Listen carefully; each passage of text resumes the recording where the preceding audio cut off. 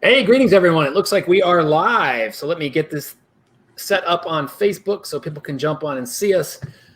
I'm Sean Carpenter. Welcome to another episode of Carp's Corner Conversations, where I go live with people from my world, my real estate world, my fraternity world, my golf world, my anything world. And I just invite friends in, and whoever wants to jump in on Facebook Live or YouTube to see what we're talking about this week, they're welcome.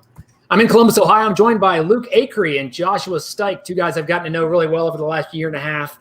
They work for Reminder Media over in Pennsylvania, working in the sales field, really touching the real estate industry, mortgage, financial advisors. What else, Luke? What other industries? It's actually 160 different industries we've worked in, but yeah, it's financial advisors, insurance agents, mortgage professionals, accountants, lawyers, interior designers, car dealers. The list goes on and on. Really, if you're in a relationship, goose exterminators.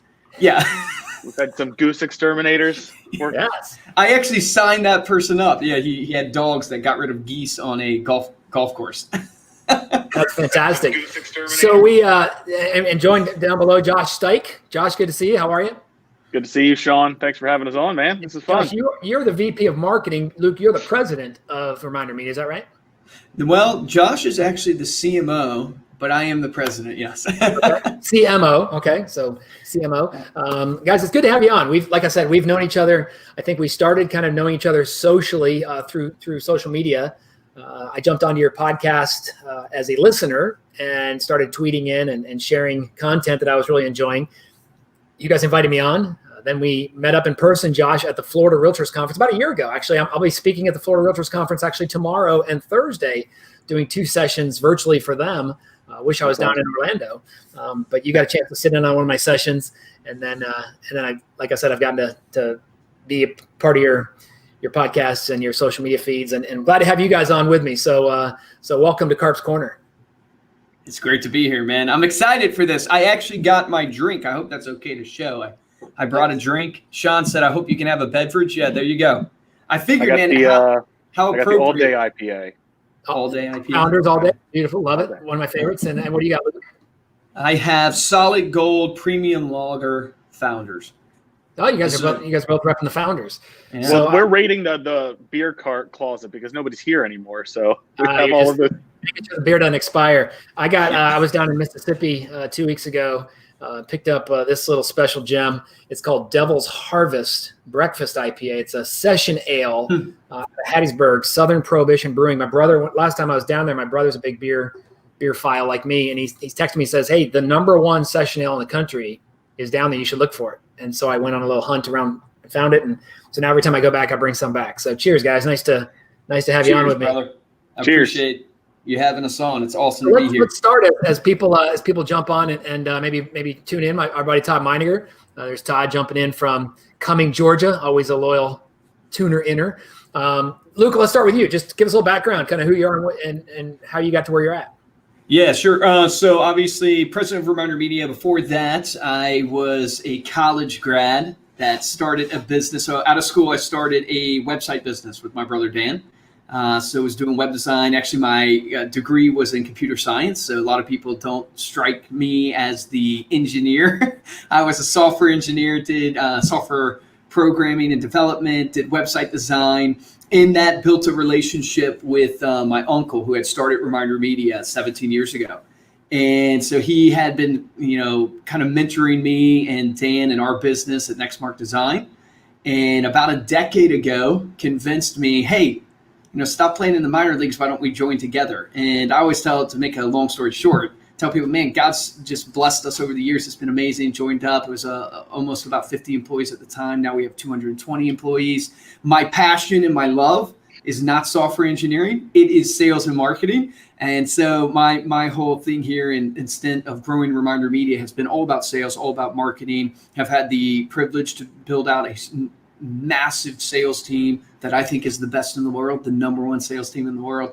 And from there has translated into doing a myriad of different things of product and going and having the ability to do a podcast now and then obviously be interviewed on podcasts. So it's been an amazing ride leading up to today. For sure. Give us a little bit of your background, Josh, and I want to follow up on a couple things that you guys both said.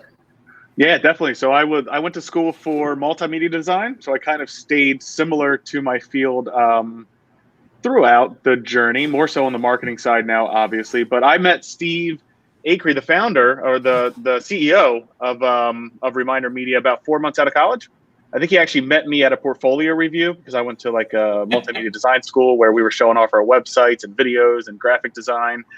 And he had a few interviews with him. He hired me, and we started in a garage. So that was my first job, was in a 2-car garage. We didn't have any heat in the winter or air conditioning in the summer. We worked in that garage for, I want to say, 7 to 9 months. It's hard to remember exactly how long now. And doing some graphic design work, doing some web design work. And then about a year after that is when Steve kind of came up with the idea for the business that we have today. And so we immediately went into making prototypes of our magazine, American Lifestyle Magazine. We took a magazine from a bookstore, ripped out the contents, made our own fake cover, put it on there. Steve went out to a few real estate offices and said, I'm just going to see if I can sell this thing. People really started gravitating toward it immediately. He knew the second that people started seeing the need for something like what we offer, that this was something that we could provide and a solution that we could provide to lots of different industries. And so from there, we moved to an office in Lancaster. And then from there, we kind of moved closer to where we are now, which is King of Prussia, Pennsylvania. And that was 2002 when I joined him. And then our first magazine went out in July of 2004 to about 212 agents.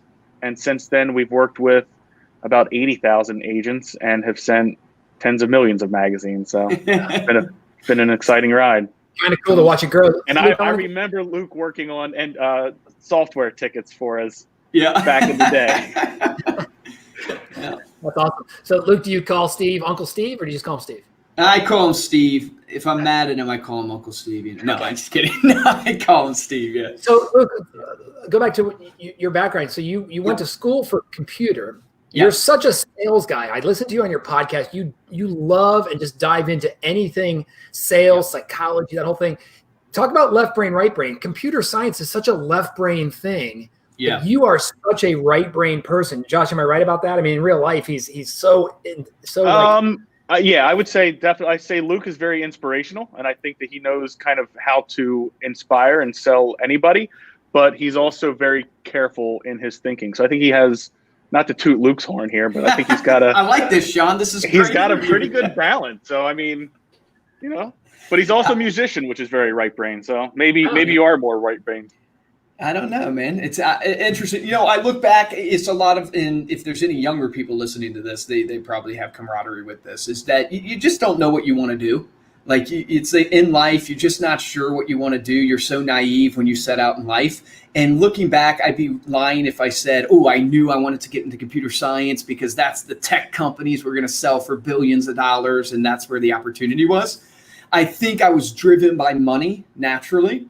And I saw computer science as a way to basically have an end to a stable job, making money. I grew up in a family. My dad's a pastor. So my dad was making like $11,000 a year. So we did not have money, not because we were woe is us or anything like that. But I didn't want to be poor. I wanted to have money. I wanted to be able to go out to eat. So I chose computer science. In that, I've always had this entrepreneurial bug only because it came from, I had a band, was doing the band for a long time, didn't want to actually have to work for anybody, started Nextmark Design with my brother Dan. We did that for about 4 years.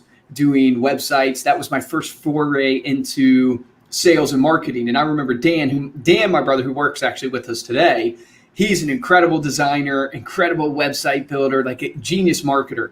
But he would always get kind of frustrated in a good way at me because I didn't know anything about really website design, but I could walk into the grocery store and I could walk into the small church and I could sell them like, oh, I know everything about web design. And so I knew that was more my gifting, is being able to explain things to people, inspire action out of people.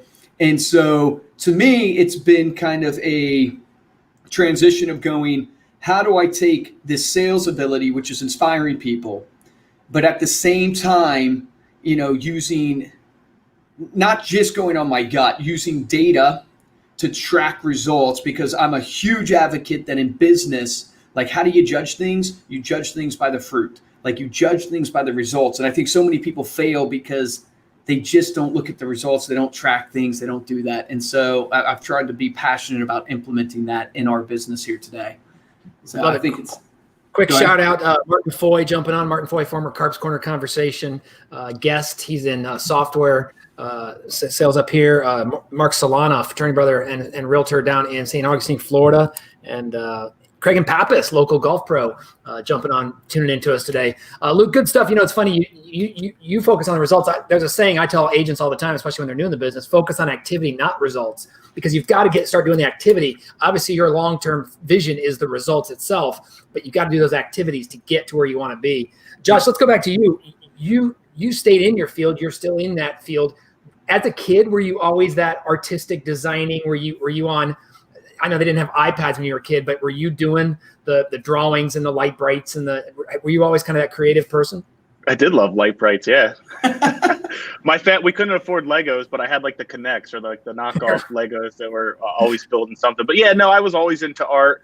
I got into drawing, probably a little bit more as a teenager, reading comic books, stuff like that, drawing what I saw there, buying, books about how to draw cartoons. And ultimately, like, what really got me into the digital arts or design was, I think, ninth or 10th grade. We got a computer in our art class, and it had Photoshop. And I think this was like right after Photoshop came out with like layers. So it was like Photoshop 5 or something like that. And I placed myself on the cover of Pink Floyd's album, Wish You Were Here. So I took a digital photo of myself, cut myself out, and then put myself shaking the hands with the flaming man. And that really kind of got me into computers, because I love technology, I love design and art, and I love just making things. So being able to kind of combine all of that stuff into one. And then in college, getting to do video, I absolutely loved doing video. Web design was probably my favorite because it meshed together my left and right brain, meaning it's such a problem solving. Like, you get to see the visual, like the results of what you're coding, but you then also get to problem solve the code. And so being able to carry that through today and relate it to what we're doing now, it's like problem solving with marketing campaigns, or problem solving with how's that Facebook ad, how many people is it reaching? Let's work backwards and reverse engineer our goals from, if we need this many people to sign up, how many people need to see the ad? How many people need to click through the ad? How many people need to convert on the website? And then we take everything that we've learned from our own efforts there, and then we try and educate and train our clients on it as well, and say, look, you can reverse engineer your goals the exact same way. So I'm almost more in line with how you think, Sean. Obviously the results is what we want, but then reverse engineering backwards to say, well, the activities are now, how many people do I need to get to that page? How many magazines do I need to send to my past clients to get this many referrals? How many postcards do I need to use? Whatever the marketing, it's like Tom Ferry said, there is no bad lead or no bad way to generate a lead. Whatever the marketing piece is, it's the math that gets you there. And then the quality of the piece is where, like, my love for creating still gets to be utilized. So whether you talk about funnel, pipeline, story, all three of those are the same thing. When you really pull back 10,000 feet, it's the top of funnel, middle funnel, call to action, or it's the character development along the line. So Luke, just give us kind of the high level. What is Reminder Media? Who are you? Who do you serve? By the way, King of Prussia, got to be one of the only cities in America that has three words in the name, right? Yeah. I never looked that up, but yeah. And the truth is, I have no idea why it's named King of Prussia, so shame on me. Because the King of Prussia came here. Yeah, obviously. We like to call ourselves the Wolf of Prussia. So there you go. The Wolf of Wall Street. So Reminder Media, who are you? Yeah, so who we are, we're a marketing company at our heart and soul. So what we're trying to do is we try to be the best in the world at helping our clients create what we like to call as raving fans out of their client base and out of their sphere. Maybe you call it your community. Because there's one thing that Josh and I know for sure is that if you can get clients to become raving fans, if you can get your people to know, like, and trust you, they end up referring you and they end up giving you repeat business. The problem is that we solve that most businesses suffer from is every business knows they have to follow up with their clients. There's not a single person that will watch this that doesn't know they have to follow up with their clients. It's not should you, It's just how. How do you do it the most effective from a cost standpoint, but more importantly, something that reduces our return on investment. And so what we have done is we step in and kind of be the middleman for our clients. We implement the follow-up systems for them so they don't have to worry about it, but we have a unique take on doing it. Most people, when you look at their follow-up system, 99% of what they send is all about them. It's all about their business. It's me. It's my listings, my just solds, my market report, my services, what I can do. But the client doesn't actually care about you. They care about them. And so what we saw is this gap in the market going, wait a second, if we just flip that coin on its head and we provide a follow-up system that is actually stuff that the client who's receiving it will enjoy it, we believe they'll hang on to it longer. And if they hang on to it longer, it has a better chance to build top of mind awareness. Not only will they hang on to it longer, it will put the business in a better light with the client, which will trigger reciprocity in psychology. When you do something nice for someone, they want to do it back for you. And it's proven to be true over 17 years of doing this with the magazine that we send out, because it's not all about just promoting the business, because it's more about the client's enjoyment in articles they can engage with, they would like in their own life. We see on average a 58% referral rate. We see a shelf life of 4 weeks. If you compare it to just a traditional postcard from like a car dealer's postcard is going to last at most 72 hours. And so our magazine is living in the home for 4 weeks. And then it's basically a billboard for people. So every day, Sean Carpenter, when he goes to the restroom, he sees my face on the magazine, and it builds that top of mind awareness. Yeah, lucky Sean. Or every time I sit on the couch. Yeah, or the couch. I just like using the restroom because it's funny. But the reality is this, is that when I say electric cars, who do you think of right now? Who does everybody think of on this live when they're watching this? They think of Elon Musk. They think of Tesla. You know, maybe you have the occasional person that thinks of Prius or something like that, but most people think of Elon Musk and Tesla. Why? Because that guy's built a brand. So my challenge to everyone is, how do you become the real estate agent that's like the Tesla of your community, or the insurance agent that's the Tesla of your community? The only way you do that is by creating impact with people, following up with them consistently. And that's really where we step in. We step in and we provide that so you don't have to worry about it. You don't have to think about it. And what you can spend more time doing is actually closing the deals, having the combos with your clients, doing the things you love to do, spending more time with your family. Let us take care of the marketing so you don't have to worry about it. Josh, obviously American Lifestyle Magazine is kind of the flagship, but you know, when you guys are down in Florida at your sales events and you got your trade show booths, you guys have postcards, you guys have digital, a whole digital side. What are just some of the products that you guys, that you put in the arsenal, I guess, for the sales agents that work with you? Yeah, so at some point within the company, maybe 13, 14 years in, we started getting just a ton of requests of, we love the magazine, but we need it to serve other areas of our business, and it's too expensive to farm with. You know, you can't, we do have people sending out 2,000 magazines, which good for them, they're killing it. Yeah. But, the reality is it's probably not right for every scenario. So that's where we really started going down this path of, hey, our goal is to give people the tools and the quality marketing pieces and quality content really that's going to be relevant to people's lives at every stage of the journey, whether that's generating leads, nurturing those leads into clients, or then following up with those clients to say thank you and to hopefully get those referrals. So that's where we develop postcards for geographic farming. And even our postcards, we were talking about this earlier today, even our postcards are more value-based than necessarily, asking-based. Now, you do need those. You do need to show off your listings. You do need to show off your inventory and what you have available, because that's valuable for people to see as well. But we're talking about the ability to download a guide if it's someone who's thinking about buying the home for the first time, or something that's educational, or something that they can actually do in their home to improve their living situation, which gives you an opportunity to connect with them. And when we write articles for the magazine, we're always looking at it from the angle of, can we create an article that will inspire somebody to change their living environment, and then as a real estate agent, I now have the knowledge because I helped you buy that house. So let's say we do an article on maximizing a small kitchen.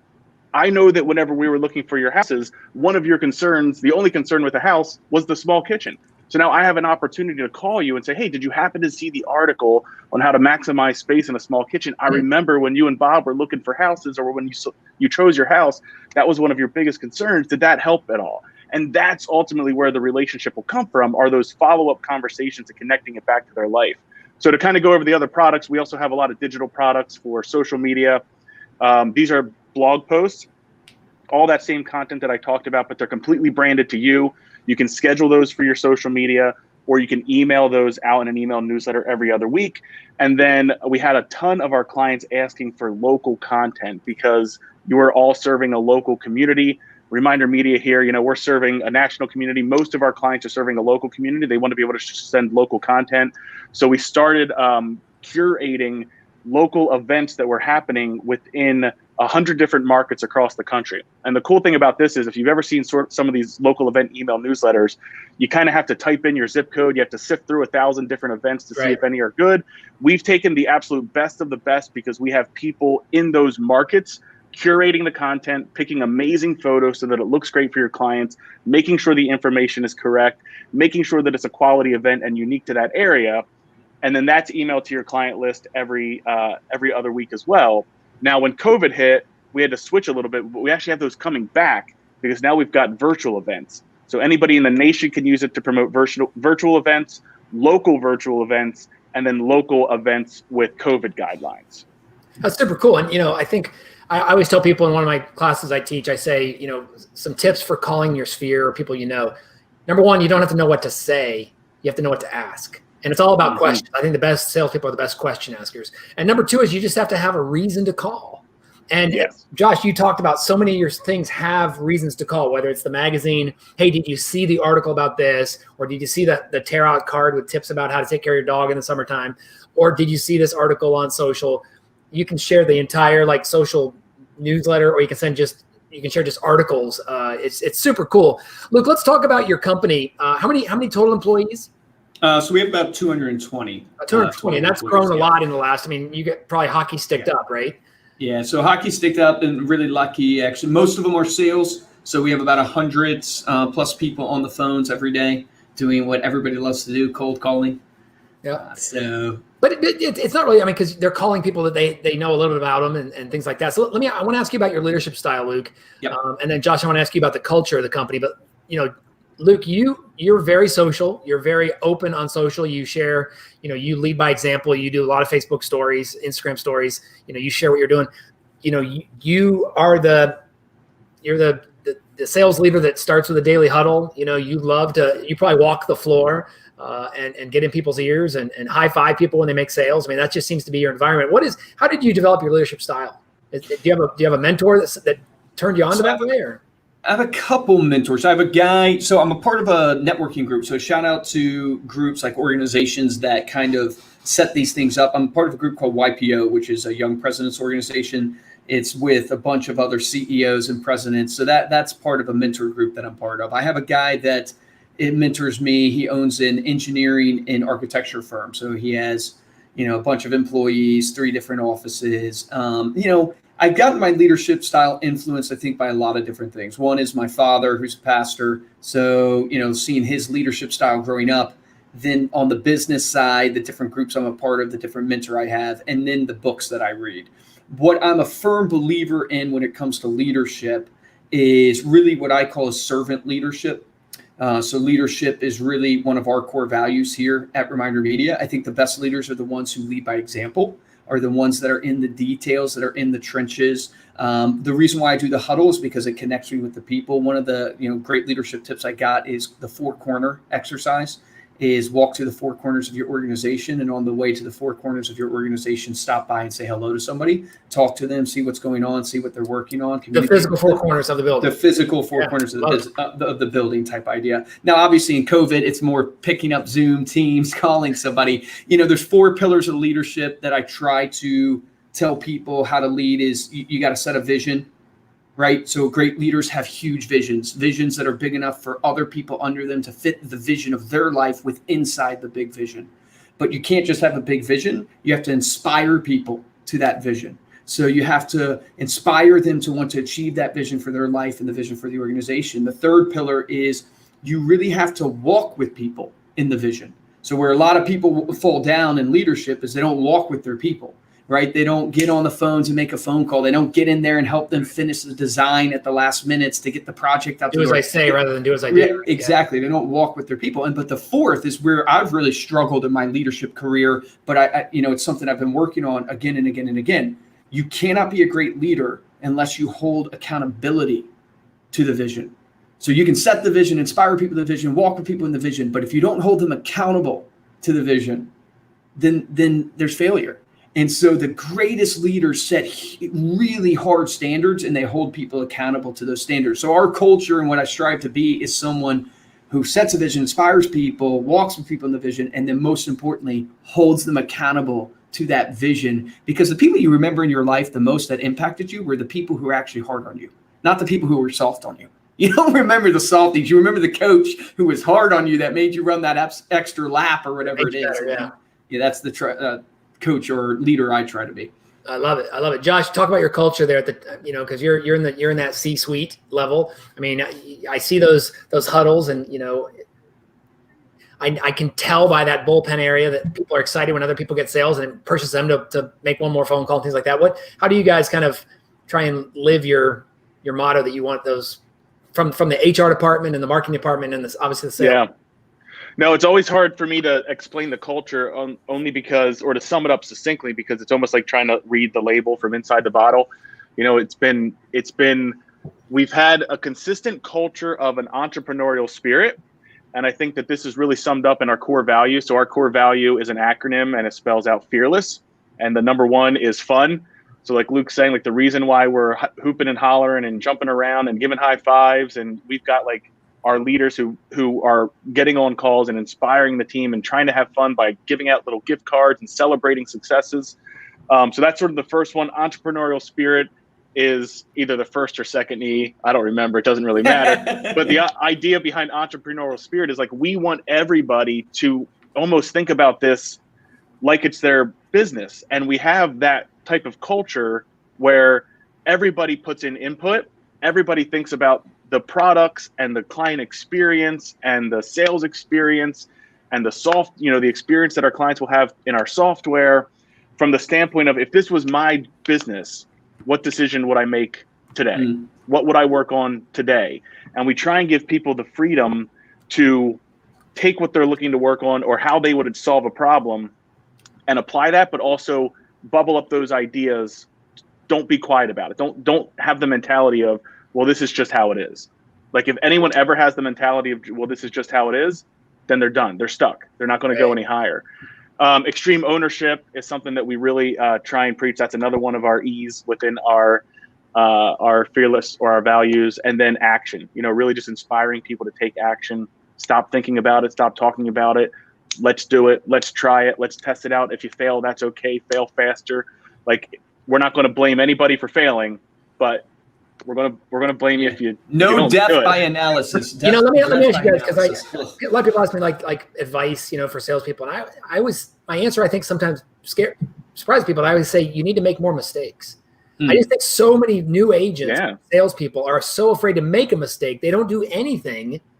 And I think, Luke, I can guarantee you, if you look at where you're at today, you look back and laugh at some of the things you did that were so dumb. And Josh, the same thing, like, oh my God, I used to click on this. Josh laughs at the things I did that were so dumb. Think about some of the things you do on the computer and you're like, oh, you can do Control V to do that? I always used to just get my mouse and drag it over. And you learn things, right? And so making mistakes, I mean, clearly I'm not saying make mistakes on purpose that are going to be ethical or lethal, but right.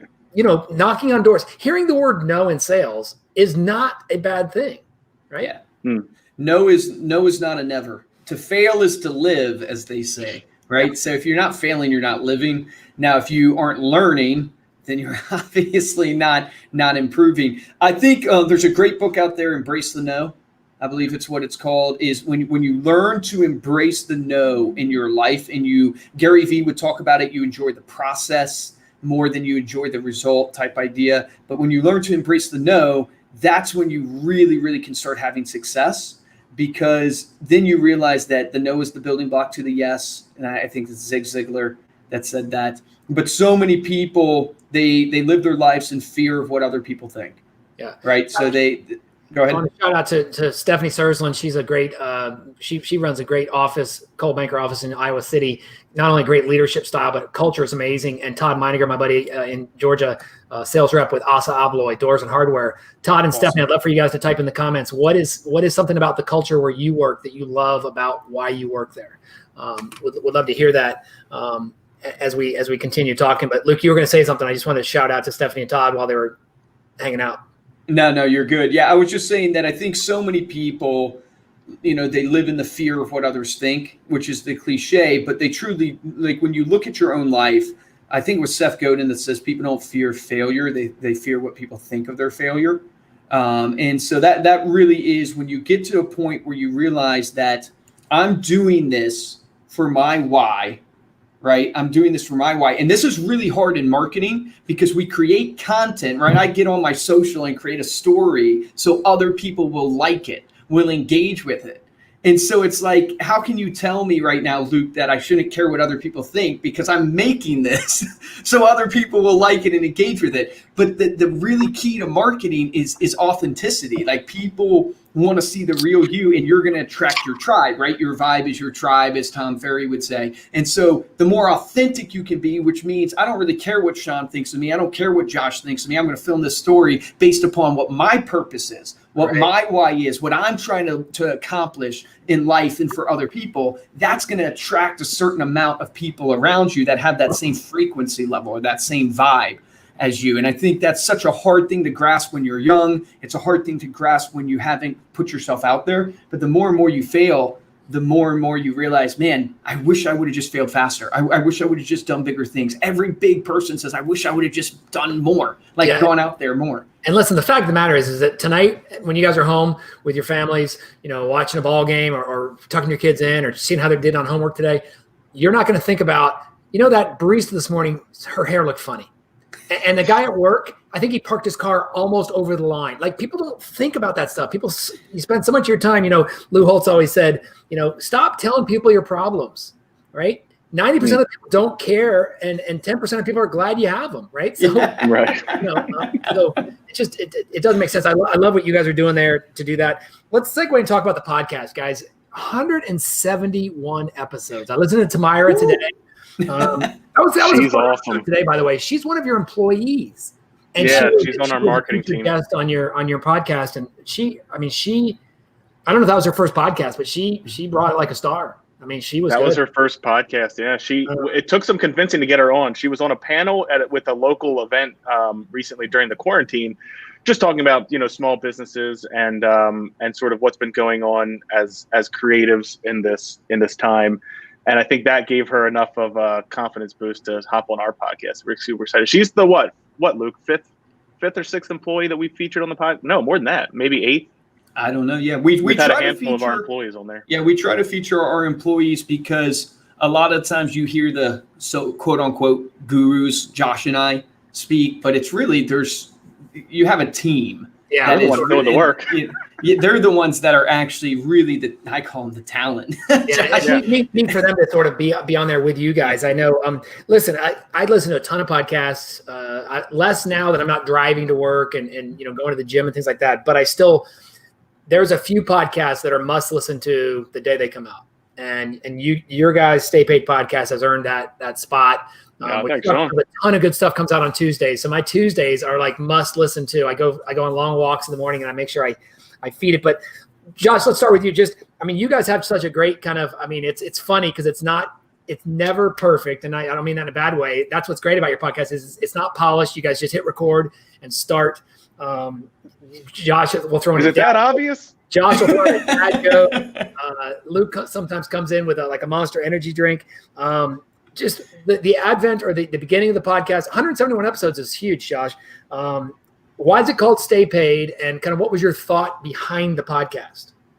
So I always wanted to do a podcast. I've been listening to podcasts since 2004 when they first came out, before they were even on iTunes. You used to have to, thanks, Andrea. You used to have to, you had to download a separate podcast app and plug in the RSS feed manually and everything. So I've always loved the idea. I never knew how to do it. I knew that I could, like, I don't have the personality, or at least I believed I didn't, to be able to do it for the business. I couldn't figure out how could we actually turn this into something that would help the business, not just kind of distract. And then we had a video producer named Mark Randall, who was the original producer of StayPaid. And he was always support the idea of a podcast. And he kept bringing it up to the point where Luke and I were both like, yes, let's just do it. Let's do it. And one of our content writers, copywriters at the time, Sefton, if you go back to the original podcast, you'll see he was on the first few episodes. I did not want to be on the podcast. I was terrified to get on the podcast. He came up with the title of StayPaid. And beyond just the fact that it's a rhyming, catchy phrase, I don't know that there was a lot of thought behind the meaning behind the podcast, other than, like, our goal is to help people live a life of freedom. And in order to do that, you have to be able to generate predictable, scalable revenue for your business. And we want to bring you the best actionable sales and marketing techniques, and then thought leaders who have done it, who have been there before, whether it's a top producer or it's a coach in the industry or it's an author, people that have tangible, actionable things that you can walk away with from the podcast. It's why our tagline is take action.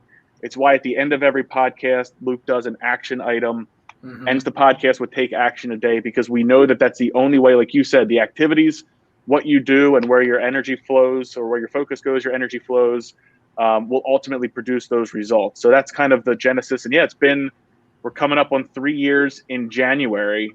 Coming up on 200 episodes. In hindsight, it's actually brilliant that you named it StayPaid and not the Reminder Media podcast, because you get people that tune into StayPaid and learn about Reminder Media.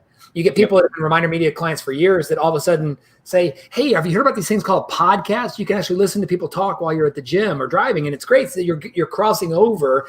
And the fact that StayPaid is generic enough that you could have on a speaker or an author that has nothing to do with necessarily real estate or mortgage or insurance, but they have to do with psychology of sales or a follow-up or of taking care of your customers. And that's what's kind of cool. Luke, who have been some of your favorite guests? I mean, you've had some really good ones. Yeah, we really have. I have to give a sneak peek because you guys have to listen. We interviewed Kevin Harrington today, the original Shark on Shark Tank. So he's fire, man. So I can't wait for everybody to hear that episode. It's an incredible episode. Some of my favorite, I think Jay Bear was awesome. Yeah, super smart. Super. Guy, Bloomington, Indiana. Yeah. Oh man, that guy was really awesome. I really enjoyed him. I'm a little partial here. I enjoyed interviewing my brother Steven. I thought his second episode was better than his first, but I thought his second episode was great in that story. He's a Rising Star agent in Arlington, Virginia. Is that right? In Lynchburg, Virginia. Okay. So Lynchburg, Virginia. Yep. Check him out. So he's there. He loves to connect with other agents. But Jarrett Glant, because I'm a huge Grant Cardone fan. Jarrett Glant was a great one. And then Tom Ferry. He gave some insights into the Grant Cardone empire a little bit. Yeah. And I will also say, I'm not just saying this, Sean Carpenter. Ladies and gentlemen, Sean Carpenter, he's the most referenced guest on StayPaid. I guarantee it, man. We reference Sean more than anybody. All the time. And you know why? When we reference people, we do owe you royalties. When we reference people, it's because they have the unique ability, and you have this, man. I'm sure someone's told you this before, but it's a gift of yours. You have the unique ability to take complex concepts and put them down into really retainable one-sentences, one-liners, little acronyms, and it's easy to reference back to you because you're just, I can't wait for our webinar coming up. Sorry, I'm spoiling it. But right. Your just ability to break down these hard things into really digestible pieces. And that's why it's so easy for me to remember them and reference and call you out on them. Well, I appreciate it. I like to say I take the tactical and make it practical, right? And I kind of cut out the boom. So that leads me into the golden nuggets. Yes. You guys have taken the golden nuggets concept, which is where Luke, you interrupt the guest, like, that's a golden nugget, folks. You need to rewind that, listen to that again, where I think you hear those things as they're being said and like, damn, that right there is a golden nugget. And then Luke or Josh, you've turned it into a silver dollar episode where you compile the gold nuggets, right? Well, yeah, we've got the guest interviews tend to be where the golden nuggets come out of. And then on Thursdays, we started doing 2 podcasts a week. So it used to be once a week where it was just Luke and I. And then we started doing interviews with guests, but we were still doing once a week. And then we decided just to try and get more of Luke and I's personality on there, just because we want people to get us to know a little bit better. And sometimes when you're interviewing someone, you want to let the guests speak because they're the ones that are bringing the value. So we started doing 15-minute shorter episodes on Thursdays. So the idea there is they're a little bit shorter, so they're less than a golden nugget. They're a silver dollar. Got it. No, it's good, and I it gives you guys a chance to kind of do your greatest hits, and you can go back and cull from your content of 170 some episodes, and you can say like, let's pull out the best digital ideas, let's pull out the best mail ideas, and once again, one day we will write a book. A good direct mail idea from a mortgage person is just as applicable to a real estate person as it is to a dentist or to anyone who wants to leverage. Oh man, you're spot on. I think the thing that's blown me away the most is how marketing principles transcend industries. Yes. And it makes sense because the consumer is the same that buys from a mortgage person, a real estate agent, insurance agent. Like that's a human being. And so it makes sense that the marketing principles transcend, but it's been very, very awesome to see. Yeah. And how many have you done where you've had the person with you in the same room versus on Skype or on, Well, that's a great question. It's been a handful. I mean, not including employees, I would say about 6 or 7. Our first guest that came in was Tiffany Amber. We've had David DeSalle. He actually flew down from Boston to come in for his second interview with us. So that was a really great interview. We've had a handful. Time at Marion, I'd come over and do another episode in person. Tea time at Marion. Yeah, all right, let's do it. I don't know if you want to see my golf game. I don't know. So you guys do the podcast for both audio. By the way, guys, go on iTunes, review them. They're trying to become the #1 podcast in sales. And you also do it on YouTube. So you're cross-referencing and then your team takes some nuggets and drops it on my Instagram, Facebook, and even in your blog, you guys kind of pull some quotes out and things like that. You do a really good job of cross-referencing content, don't you, Josh? Yeah, so we have an amazing team supporting it. A special shout out to our producer, Ariel. Not only does she help us get all the camera set up, or not help us, she does it. She gets all the camera set up, she records it, she edits the audio. But then she's also taking all of those snippets and turning those into those social clips. And it's a lesson really for anybody in their content marketing is if you shoot a 10-minute video, a 15-minute video, a 20-minute video, you've got 5 easy pieces of comments out of there. Or pieces of content out of there. You cut one down to a 30-second clip that you can share on social media. You write a blog post about what you just talked about in the video. You take the audio and you release it as a podcast. You make a graphic with a quote from what you said in the video, and you just continue to post that. And from one 10-minute rant, you could come up with 5, 6 different pieces of content for all of your social media. Yeah, love it. Guys, as we get ready to wrap up here, I want to talk really quickly, just first a tease. Luke, why don't you set up what we're doing next week? I'm going to drop a little banner across the bottom here if people are interested. Yes, we are inviting Sean back. He was gracious enough to come in and coach our clients and help them really get in the game. And I can't wait for you guys to, you got to check this webinar out. It's at the bottom of the screen, remindermedia.com/get in the game. Sean is going to come on, and he's not only going to coach our clients, which we have thousands of real estate agents, financial advisors, a myriad of different businesses. So whatever business you're in, I'm sure you're going to get some golden nuggets out of this. But Sean and I are going to go back and forth on using sports as kind of the examples of how you in your business should get in the game. And I've had a sneak peek of this, so it's going to be incredible. As Sean is a master at taking the tactical and making it practical. So do not miss out on this webinar. Golden Nugget. So remindermedia.com/get in the game. I can't wait for our clients. We're hyping it up. We already have a lot of clients excited. Actually, my staff is excited because they're excited to learn because they're always anxious to learn, hey, what's new? What's a new way I can teach our clients? So we're excited about it. You guys should get on and register for that. If you can't attend, we might send out the recording, but I don't want to say that because you got to attend live because there's extra things that happen live. Exactly. So you got to attend live. Yeah. Hey, before I get to the famous Carp Corner conversation speed round, which we'll have to double up the answers now with 2 guys on. You guys are my first tandem. Josh, where do you think marketing is going to go next? And when I say next, none of us know when next is. We thought this pandemic would be over in a month. We thought it'd be over by the summer. Who knows? And obviously, a lot of the world has adapted and changed and made things better, but there are still things we long to get back for. Do you think we're becoming a digital world? Do you think we're becoming, or do you think people are going to long for that in-person meetings? And like, just your thoughts on where the market's going. I mean, I think everything ultimately comes back to the relationship. So, and you have to make it relevant to that person that's receiving that piece of marketing. So digital, obviously, it's going to continue being digital. The great thing about digital is you can get that much more personalized. We all see it with our Facebook ads, our YouTube ads. They're tracking everything that we're doing, everything that we're looking at. They're showing us exactly what we want to see on Instagram and what we're likely to buy.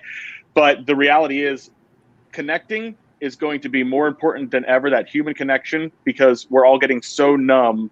Like right now, you think about in the office, we have some people that come into the office occasionally. It's only been 5 months that we've been in quarantine and we've all been seeing each other digital. When someone comes in that hasn't been in for a while, everyone's freaking out. Everyone's so excited. You're seeing someone in person. You're connecting with another human being. It's in our nature. It's in our DNA. It will always exist.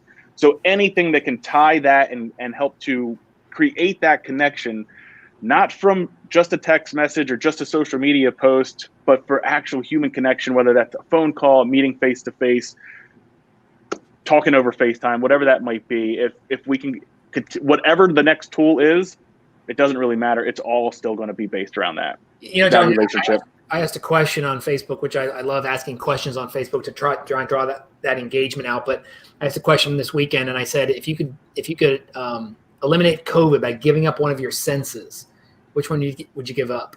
And not a single person said sight, and I think only one person said touch. And it's about that seeing and touching and feeling people, that energy that you get when you're around people, I think is so critical. I mean, even if people in that 200-person team, Luke, the person in HR doesn't, let's say, engage with the sales team, but when they pull into the parking lot and it's full, and they walk in, there's people talking about what happened this weekend, and they're sharing, pictures of Luke's, sonogram of your baby. Yes. Congratulations, by the way. When's the due date? February, I think 3rd right now, February 3rd. So awesome. But people feel that, right? Maya Angelou says, right, people forget what you said, people forget what you did, but they'll never forget how you make them feel. And Josh, I think you're so right. That relationship, that human touch.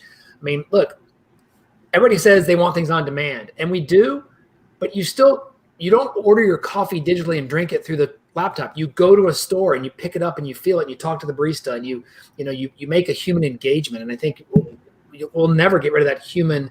Sales is that human relationship problem. It's the human interaction. It's the trust building, no doubt. All right, guys. Hey, this has been fun. Cheers.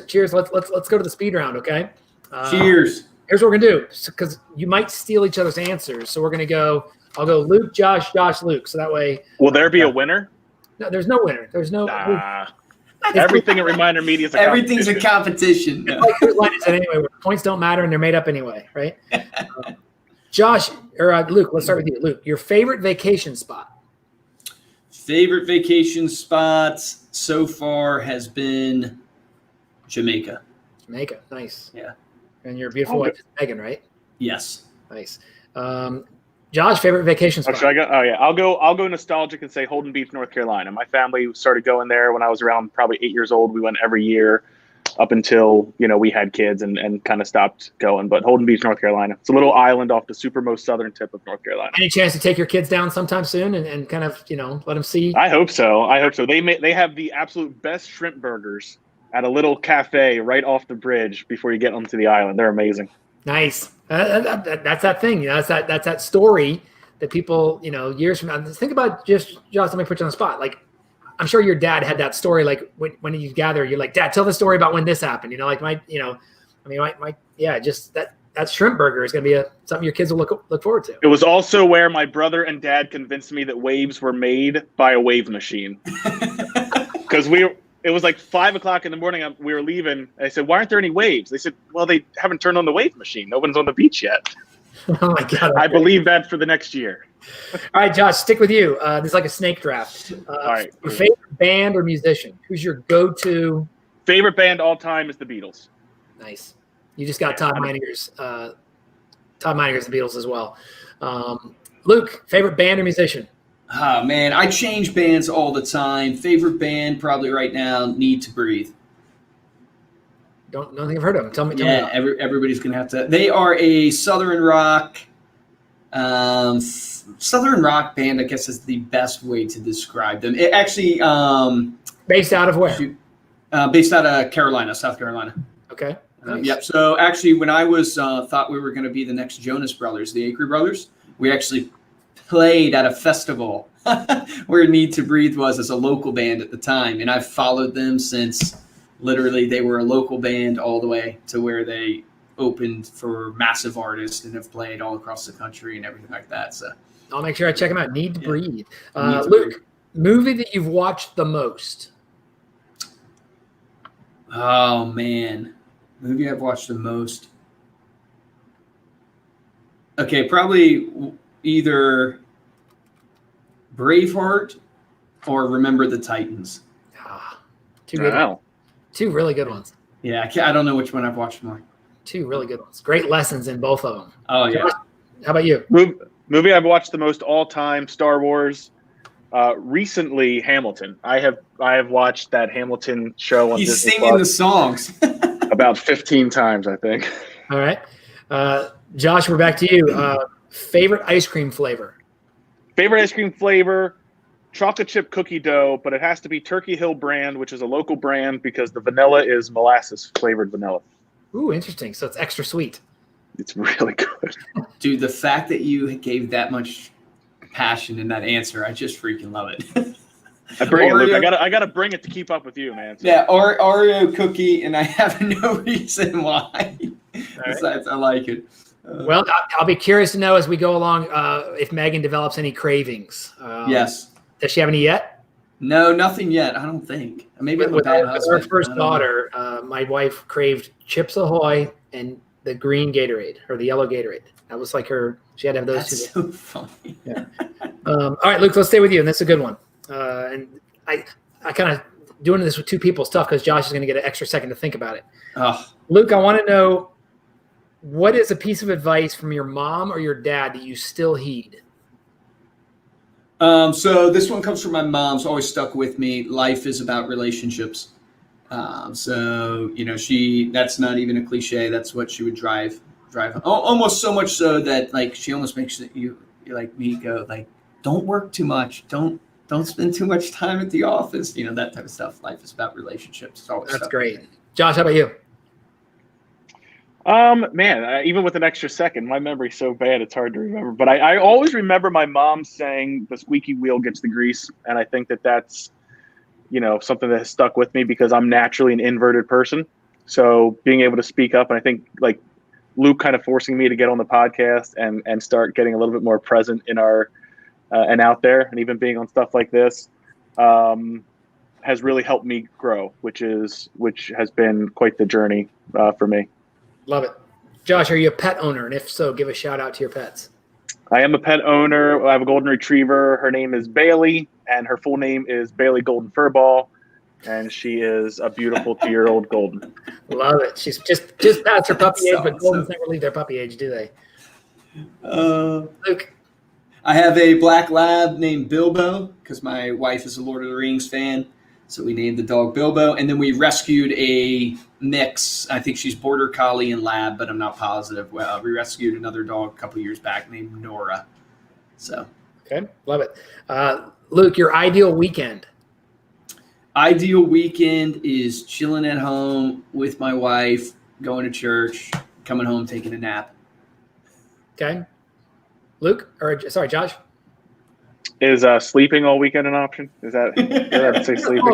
So it's not I guess that could be your ideal weekend. No, hanging out. I'm a little bit of a homebody too. Hanging out with the kids, just spending time. We love to play board games and different types of like strategy type games. So being able to spend time with them doing that, I absolutely love spending the weekends doing that. I also wouldn't mind, a round of golf or a baseball game either. That would help to. Okay, Luke, you're a Redskins fan. Josh, I think you like the Eagles, right? I am a Miami Dolphins fan. Wow, really? Whatever that's worth. Yes. Yeah, my dad was I grew up kind of closer to Baltimore, Maryland than I did Philadelphia. So we were kind of a Baltimore sports team. And so he was heartbroken when the Colts left Baltimore. But John Shula then, went from the Colts to the Dolphins. And I always sort of liked him. Plus, I was a kid in the 90s. So Dan Marino was huge and the Dolphins were actually good. Dan Marino's a Pennsylvania kid, and he went to Miami. So two of your touch points. All right. Stick with you, Josh. The last show or series that you binge watched? Oh, bugger. I don't remember. I have to come back to me. I honestly don't. I cannot think of it. Okay. Luke, you got one in your head? Hamilton. My wife, Hamilton. Hamilton. We'll take that as an answer. Yeah, my wife and I are watching Narcos. I don't know if you're familiar with that one. It got recommended by a friend of mine, Narcos. And it's hard to binge watch because it's like a lot of captions that you have to read, but it's actually pretty good. All right. Two more, guys. Luke, stay with you. What's something on your bucket list? Bucket list. I don't know if you call this bucket list or not, but want to be able to make money in every time zone. So one of my goals is to be able to have the gong ring in every time zone. I don't know. How many time zones are there? Are there 24? There's a lot, dude. There's probably more than that. Yeah. Like, think about that. You're going to sleep, the gong's ringing, the sales are coming in. I like that. All right, that's a good goal. Joshua. Skydive. Absolutely. Really? Oh, dude, we're doing that this weekend then. All right. Fearless earlier. I saw Todd put it up there. All right, Josh, that means you got the last Luke will have the last answer, but what does success mean to you, Josh? I'm not looking for the Webster's definition dictionary. I'm looking for what does Joshua Stike think success means, and how do you? Yeah. I mean, it's once you kind of, if you're enjoying what you're doing, you're having fun doing it, and you're impacting others positively. I don't know if that's cliche or not, but that to me is what success would ultimately look like. If you can feel good about it, you're having fun doing it, and you're impacting others positively. Like it. That's success. Great answer. Luke? That's awesome. So mine would be freedom. So I think the freedom to be able to do what you want, when you want, how you want, but then also spiritual freedom as well. That's great, guys. This has been so much fun. It's neat to put you guys on the hot seat for a change. I love it. It's awesome. Josh, final words. Luke, I'll give you a chance, and I'll close it out. No, absolutely. Thank you for having us on here, Sean. I love the vibe of this. This was a lot of fun. Make sure to definitely get registered for the webinar, remindermedia.com/getinthegame. Also, you can check us out. We have lots of different social media handles, but since this is sort of a podcast format, I'll ask you guys to go give us a follow on Instagram. We are at StayPaid Podcast. We're at StayPaid Podcast on Facebook as well. If you're following StayPaid, you'll see our other handles. We're Reminder Media. Luke Acree's got his Instagram that he's growing as well. But we would be honored if you just give StayPaid a listen. If nothing else, go download Sean's podcast. Let's get him being the most downloaded podcast from StayPaid. Awesome. Luke. I love that. Hey, I can't say anything more than that. Would appreciate the follow, Sean. Super appreciate this. This is awesome. Appreciate all that you've given back. I always close out our podcast saying the difference between a top producer and a mediocre producer is top producers take action. So take action on going and checking out the podcast, registering for the webinar. We would really appreciate it, and I know you'll get a ton of value out of it. I would have been disappointed if you wouldn't have finished that way. Luke's last words, right? Or last words with Luke. I just think it's a perfect ending to the podcast. Guys, for Luke and Josh, I just encourage you guys to do the three things I tell people to do all the time. That's build relationships, solve problems, and have fun. We'll see you guys on the next episode of Carp's Corner Conversations.